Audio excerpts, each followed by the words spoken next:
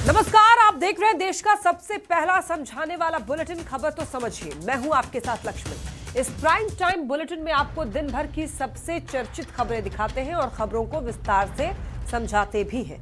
तो आइए आज की 4 बड़ी खबरों को शॉर्ट में देख लेते हैं, फिर आगे विस्तार से समझेंगे।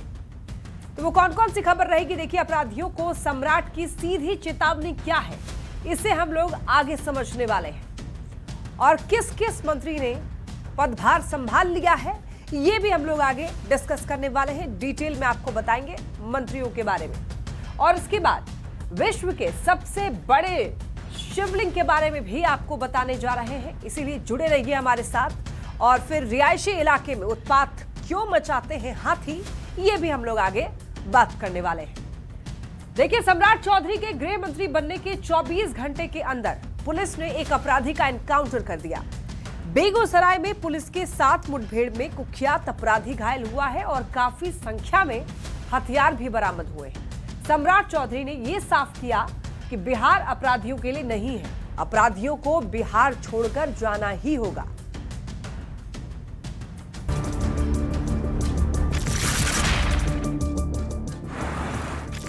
अब अपराधियों की खैर नहीं, बदमाशों को बिहार से बाहर जाना ही होगा।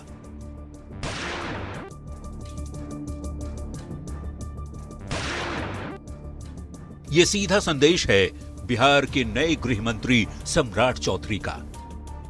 अपराधियों के लिए खैर नहीं है, अपराधी के लिए ये बिहार नहीं है, बिहार से बाहर ही अपराधी को जाना होगा। गृह मंत्री का पदभार संभालते ही सम्राट चौधरी ने साफ कर दिया कि अब किसी भी अपराधी के लिए बिहार में कोई जगह नहीं है। बिहार में नीतीश कुमार का कायम किया हुआ सुशासन जारी रहेगा। नीतीश कुमार के मार्गदर्शन में सुशासन को पूरी तरह से स्थापित किया जाएगा। बिहार में सुशासन है, बिहार में एक व्यवस्था कड़ी है। बिहार का सुशासन लगातार बिहार में अराजकता को समाप्त किया है, जंगल राज को समाप्त किया है। उस व्यवस्था को पूर्ण रूप से स्थापित किया जाएगा। सम्राट चौधरी को गृह विभाग की जिम्मेवारी मिलते ही पुलिस का एक्शन जमीन पर दिखने लगा है। बेगूसराय में पुलिस और अपराधियों के बीच मुठभेड़ हुई। पुलिस की जवाबी कार्रवाई में कुख्यात अपराधी शिवदत्त राय को गोली लगी। घायल शिवदत्त सहित 2 अपराधियों को पुलिस ने अरेस्ट किया और मौके से भारी मात्रा में हथियार भी बरामद किए। बीजेपी नेता शाहनवाज हुसैन ने अपराधियों को सावधान करते हुए कहा, अब चेत जाएं क्योंकि आ गए हैं सम्राट। सुशासन है, अपराधियों सावधान, आ गए हैं सम्राट, कोशिश भी मत करना। बिहार में 20 साल से गृह विभाग नीतीश कुमार के पास था। पहली बार नीतीश कुमार ने गृह विभाग की जिम्मेवारी किसी को दी है। कड़क छवि के सम्राट चौधरी डिप्टी सीएम रहते हुए भी अपराधियों को चेताते रहे हैं कि वो सुधर जाएं, नहीं तो सुधार दिए जाएंगे। अब जबकि सम्राट बिहार के गृह मंत्री बन चुके हैं, ऐसे में कयासबाजी चल रही है कि क्या यूपी की तरह बिहार में एनकाउंटर और बुलडोजर वाली कार्रवाई तेज होगी और अपराधियों को अपराध करने से पहले 1000 बार सोचना पड़ेगा। न्यूज 18 के लिए पटना से धर्मेंद्र कुमार, दिल्ली से अमितेश और बेगूसराय से संतोष के साथ ब्यूरो रिपोर्ट। देखिए, नीतीश की नई सरकार में मंत्रियों के विभागों का बंटवारा हो गया है। सबसे पावरफुल विभाग जो है डिप्टी सीएम सम्राट चौधरी को मिला है। सम्राट चौधरी को गृह विभाग की जिम्मेवारी मिली है और सम्राट को गृह मंत्री बनाए जाने के मायने समझने के पहले गृह विभाग को आइए समझते हैं कि करके गृह विभाग कानून व्यवस्था और नागरिकों की सुरक्षा सुनिश्चित करता है। गृह विभाग सत्ता और प्रशासनिक नियंत्रण का केंद्र भी माना जाता है। गृह विभाग जो है किसी भी राज्य की रीढ़ की हड्डी की तरह होती है। गृह विभाग पुलिस प्रशासन और सुरक्षा एजेंसियों का संचालन करता है। अपराध नियंत्रण हो, दंगे रोकना हो, शांति बनाए रखना जिम्मेदारी होती है इस विभाग की। आम नागरिकों के साथ ही विशिष्ट लोगों की सुरक्षा संभालने की भी जिम्मेदारी होती है इस विभाग के पास। गृह विभाग जो है वो पुलिस और सुरक्षा बलों से जुड़े हुए नीतियों का निर्माण भी करता है। भारत सरकार के गृह मंत्रालय के साथ समन्वय करता है। अब देखिए, इसके बाद आखिर चर्चा क्यों हो रही है सम्राट के गृह मंत्री बनने के बाद में, तो आपको एक एक करके बताते हैं। देखिए, यूपी की तरह ही बिहार में एनकाउंटर जो है वो तेज हो जाएगा और आपको बता दें कि बदमाशों का हाफ ही नहीं फुल एनकाउंटर भी होगा। यूपी की तरह बिहार में भी बुलडोजर चलेगा, और ये एक बार नहीं कई बार कहा गया है। अपराधियों के मन में देखिए डर बैठ जाएगा, आपराधिक वारदातें जो है वो कम हो जाएंगी।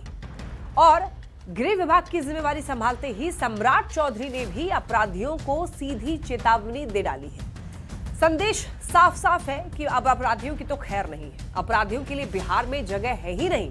बदमाशों को बिहार से बाहर जाना ही होगा, यानी कि बिहार छोड़कर बदमाशों को जाना होगा, वरना कठोर कार्रवाई की जाएगी। अब देखिए, सम्राट चौधरी को बहुत बड़ी जिम्मेदारी मिली है। जाहिर तौर पर पहली बार बीजेपी का कोई नेता गृह मंत्री भी बना है, और पहली बार नीतीश कुमार ने गृह विभाग छोड़ा है। सम्राट चौधरी खुद को साबित करने की कोशिश करेंगे, उनके पास ये बड़ी जिम्मेदारी है। कानून व्यवस्था को और ज्यादा बेहतर करने की कोशिश की जाएगी। कानून व्यवस्था बहुत बेहतर हुई तो उद्योगपतियों का विश्वास और ज्यादा बढ़ेगा। बिहार में बड़े बड़े उद्योग लगेंगे, और उद्योग लगने से क्या होगा? रोजगार का सृजन होगा। बिहार में रोजगार मिलने से पलायन भी रुकेगा। और क्या कुछ फायदा होगा आपको बताते हैं। अगर ऐसा हो गया तो बीजेपी बहुत ज्यादा मजबूत हो जाएगी। अगर ऐसा हुआ तो सम्राट चौधरी का कद और ज्यादा बढ़ जाएगा। और क्या इसका कुछ नुकसान भी हो सकता है? इस पर हम लोग बात करते हैं। देखिए, अपराध पर अंकुश अगर नहीं लगा तो सवाल जरूर खड़े होंगे। आपराधिक वारदात होने पर साफ तौर पर, सीधे तौर पर बीजेपी पर सवाल उठना शुरू हो जाएगा। चलिए बढ़ते हैं खबरों में आगे।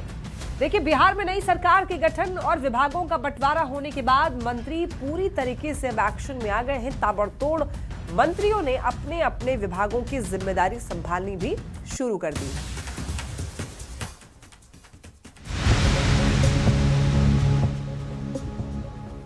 ये हैं बिहार की नई खेल मंत्री श्रेयसी सिंह। श्रेयसी किसी परिचय की मोहताज नहीं है।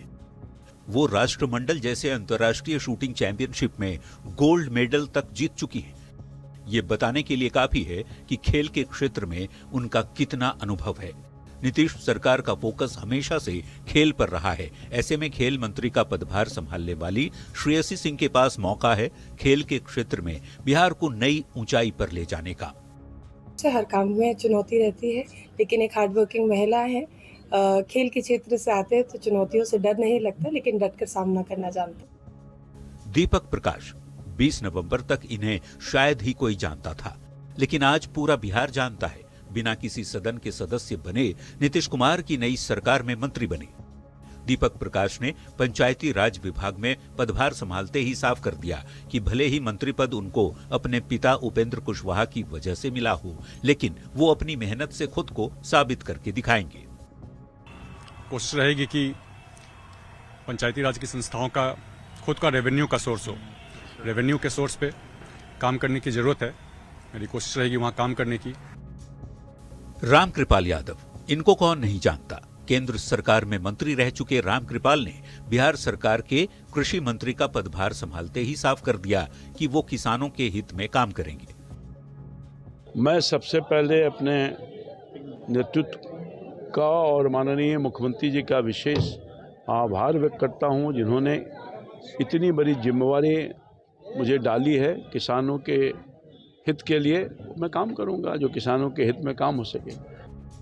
अशोक चौधरी ने भी फिर से ग्रामीण कार्य विभाग का पदभार ग्रहण किया। इस दौरान अशोक चौधरी को बधाई और शुभकामना देने वालों का तांता लगा रहा। बिहार में नई सरकार के गठन और विभागों का बंटवारा होने के बाद मंत्री पूरी तरह से एक्शन में आ गए हैं। एक एक करके सभी मंत्री अपने विभागों में पदभार संभालते जा रहे हैं। इन सब के ऊपर जिम्मेवारी है बिहार को विकास के पथ पर और ज्यादा तेजी से दौड़ाने की। Bureau report, news 18। तो आइए अब ये समझते हैं कि किस पार्टी के पास कितने विभाग हैं। आइए एक एक करके बात करते हैं। सबसे पहले हम लोग बात करेंगे भारतीय जनता पार्टी की। तो देखिए, बीजेपी के पास 20 विभाग, जेडीयू के पास 21 है, एलजेपीआरवी 2, हम 1 और आरएलएम के पास भी 1 है। अब देखिए, अलग अलग मंत्रियों को अलग अलग विभाग की जिम्मेदारी मिली है, तो ऐसे में मंत्रियों को अपने विभाग में बेहतर काम करने की चुनौती है। मंत्री जो है वो अपने अपने विभाग का पदभार संभाल रहे हैं।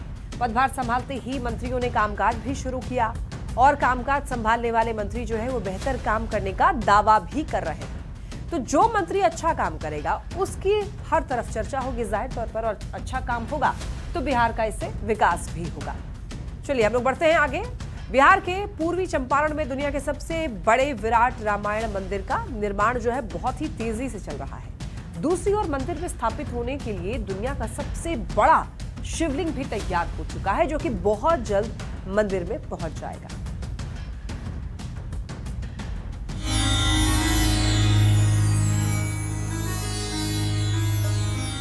विश्व के सबसे बड़े मंदिर का निर्माण बिहार के पूर्वी चंपारण में जारी है। सबसे बड़े विराट रामायण मंदिर में दुनिया का सबसे बड़ा शिवलिंग स्थापित होने के लिए जल्द पहुंचने वाला है। समय लगेगा क्योंकि ट्रक जो है वो 96 टायर का ट्रक है और प्रति घंटा जो रफ्तार है वो 5 किलोमीटर ही रहेगी और कहीं कहीं वायर्स आएंगे, कहीं कहीं कुछ होगा तो ऊपर करना होगा, तो इसीलिए धीरे धीरे चलेगा और लगभग हम लोग 1 महीने में वो पहुंच जाएगा।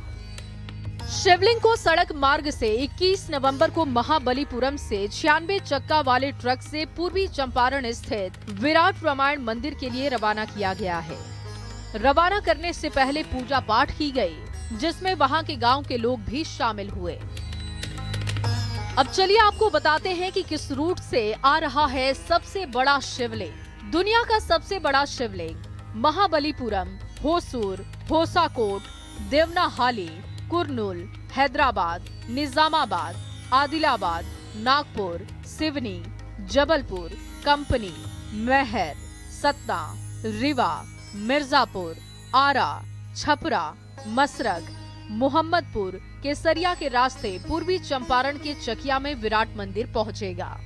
शिवलिंग को बनाने में 10 साल का समय और 3 करोड़ से ज्यादा की लागत लगी है, जिसे फरवरी में विराट रामायण मंदिर में स्थापित किए जाने की उम्मीद है। विराट रामायण मंदिर का निर्माण पूरा होने के बाद ये विश्व का सबसे बड़ा मंदिर होगा। अगर मंदिर के आकार और इसमें बनने वाले मंदिर शिखर की बात करें तो 1080 फीट लंबा, 540 फीट चौड़ा मंदिर का आकार है। मंदिर में कुल 18 शिखर और 22 मंदिर होंगे। मुख्य शिखर की ऊंचाई 270 फीट होगी, 4 शिखर 180 फीट, 1 शिखर 135, 8 शिखर 108 फीट, 1 शिखर की ऊंचाई 90 फीट होगी। उम्मीद जताई जा रही है कि मंदिर के निर्माण होने पर देश ही नहीं, दुनिया के विभिन्न देशों से भक्त मंदिर की भव्यता देखने पहुंचेंगे, जो कि पर्यटन के लिहाज से भी बिहार के लिए गर्व की बात होगी।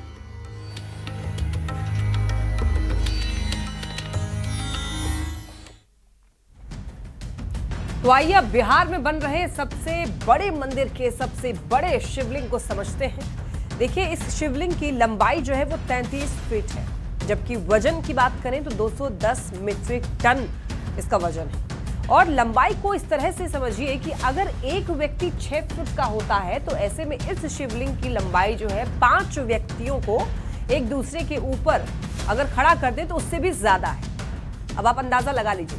अब अगर शिवलिंग के वजन को समझना है तो कुछ ऐसे समझिए, 210 मीट्रिक टन के वजन को किलोग्राम में अगर बांटेंगे तो वो हो जाएगा 2,10,000 किलो। मतलब ये कि अगर एक व्यक्ति का वजन जो है वो 70 किलो है तो ऐसे में 210 मीट्रिक टन में 70 किलो वाले 3,000 व्यक्ति इसमें हो सकते हैं। यानी शिवलिंग का वजन 70 किलो वजन वाले 3,000 व्यक्तियों के बराबर है। अब ये जान लीजिए कि ये शिवलिंग कहाँ बना है और कहाँ से लाया जा रहा है। आपको बता दें कि ये जो शिवलिंग है तमिलनाडु के महाबलीपुरम में बनाया गया है, जो कि बिहार के पूर्वी चंपारण लाया जा रहा है। और दोनों जगहों के बीच की दूरी जो है वो 2231 किलोमीटर के करीब है। कैसे लाया जा रहा है ये शिवलिंग, तो आपको बता दें कि 46 चक्का वाले ट्रक से इस शिवलिंग को लाया गया है। इस रूट से आ रहा है सबसे बड़ा शिवलिंग। कौन सा रूट है देखिए, ये थोड़ा ग्राफिक्स के माध्यम से भी आपको समझाने की कोशिश कर रहे हैं। महाबलीपुरम से होते हुए होसूर, होसाकोट, देवनाहाली, कुरनूल, हैदराबाद, निजामाबाद, आदिलाबाद, नागपुर, सिवनी, जबलपुर, कंपनी, मैहर, सतना, रीवा, मिर्जापुर, फिर आरा, छपरा, मसरख, मोहम्मद, केसरिया, चकिया, तब ये पूर्वी चंपारण पहुंचेगा। अब आप देख सकते हैं, हमने थोड़ा ग्राफिक्स के डिजाइन से आपको समझाने की कोशिश की है कि इसका रूट क्या होगा। ये 46 चक्के वाला जो ट्रक है जिससे शिवलिंग जो है वो लाया जा रहा है। देखिए, सबसे बड़े मंदिर के सबसे बड़े शिवलिंग को हम आपको समझा रहे हैं और आपको ये बता दें कि 5 किलोमीटर प्रति घंटे की रफ्तार से ये जो शिवलिंग वाला ट्रक है, जो शिवलिंग लाने वाला ट्रक है, वो चल रहा है। और एक पैदल चल रहे व्यक्ति के रफ्तार की बात करें तो उस हिसाब से ये चल रहा है। अगर ट्रक 24 घंटे भी चले तो पहुंचने में लगेंगे इसको लगभग 19 दिन, कह सकते हैं, इतना लग जाएगा। ये आप समझ सकते हैं, अगर ट्रक 24 घंटे भी चले तो इसको पहुंचने में कितना वक्त लगेगा। चलिए बढ़ते हैं खबरों में आगे और अब बात करेंगे हाथियों के उत्पात की, हाथियों के आतंक की, जिसने गुमला से लेकर सिमडेगा तक उत्पात मचा रखा है। फसल को नष्ट कर रहे हैं हाथी, कई घरों को क्षतिग्रस्त कर दिया है। हाथियों के आतंक से लोग भी परेशान हैं, दहशत में।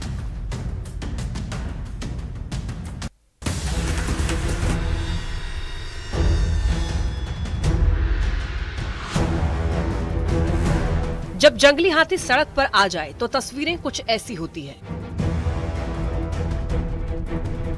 हाथियों का झुंड, लोगों की भारी भीड़। ये तस्वीरें झारखंड के लिए नई नहीं है, आए दिन ऐसी तस्वीरें सामने आती रहती हैं। गुमला से लेकर सिमडेगा तक हाथियों के आतंक से लोग परेशान हैं। सबसे पहले गुमला की ये तस्वीर देखिए। भरनो प्रखंड में 18 हाथियों का झुंड जमकर उत्पात मचा रहा है। जतरगढ़ी नदी टोली होते हुए सुपा गांव में हाथियों के झुंड पहुंचा और इससे लोगों में डर का माहौल है। वन विभाग की टीम हाथियों को इलाके से खदेड़ने में जुटा हुआ है। वन विभाग के प्रभारी वनपाल ने लोगों से हाथियों के पास जाने से बचने की अपील की है। धान कटने का समय होने से क्षेत्र के किसान अपनी फसल को लेकर काफी चिंतित हैं। अभी हाथियों का झुंड मोरगांव मैदान के पीछे एक पतरा में अपना डेरा जमाए हुए हैं। मौके पर मौजूद भरनो थाना प्रभारी भी पुलिस बल के साथ मौके पर पहुंचकर लोगों को समझाने में जुटे हैं। वन विभाग मुस्तैद है इसमें और पब्लिक से आग्रह करते हैं कि हाथी के साथ छेड़छाड़ नहीं करें, हाथी से उचित दूरी बना करके रखें। हाथी के द्वारा अगर किसी भी प्रकार का उनका निजी क्षति किया जाता है, फसल हो या फिर घर हो या फिर किसी भी प्रकार का क्षति होता है, तो वन विभाग उसको कागजी प्रक्रिया जल्द से जल्द करा के आपको उचित मुआवजा प्रदान करेगी। और आपसे आग्रह है कि हाथी से छेड़छाड़ ना करें, अपना सुरक्षा का ख्याल रखें। चाईबासा में भी जंगली हाथियों का उत्पात जारी है। जगन्नाथपुर प्रखंड में हाथियों ने डेरा डाले हुए हैं। जैतगढ़ क्षेत्र में धान सब्जी को नुकसान पहुंचा रहे हैं। मशाल जलाकर लोग रात भर जागकर फसल बचा रहे हैं, वही मुआवजा और सुरक्षा की मांग कर रहे हैं। सिमडेगा में भी जंगली हाथी से लोगों में दहशत का माहौल है। आलम यह है कि हाथी सड़क को जाम कर दे रहे हैं। जोराम पावर ग्रिड NH 143 सड़क पर हाथी ने जाम लगा दिया, जिससे लोगों को काफी परेशानी का सामना करना पड़ा। सिर्फ हाथी ही नहीं, बाघ भी लोगों के सिर का दर्द बन गया है। जामताड़ा के फतेहपुर प्रखंड में इन दिनों दहशत का माहौल है। 15 दिनों से गांव के आसपास के जंगल में बाघ देखे जाने की खबर है। ग्रामीणों के मुताबिक जंगल किनारे अचानक बाघ को देखा गया, उसकी गर्जन सुनाई दी, जिसके बाद पूरे गांव में दहशत है। अब देखना ये होगा कि इन जंगली जानवरों की दहशत से लोगों को कब तक निजात मिल पाती है।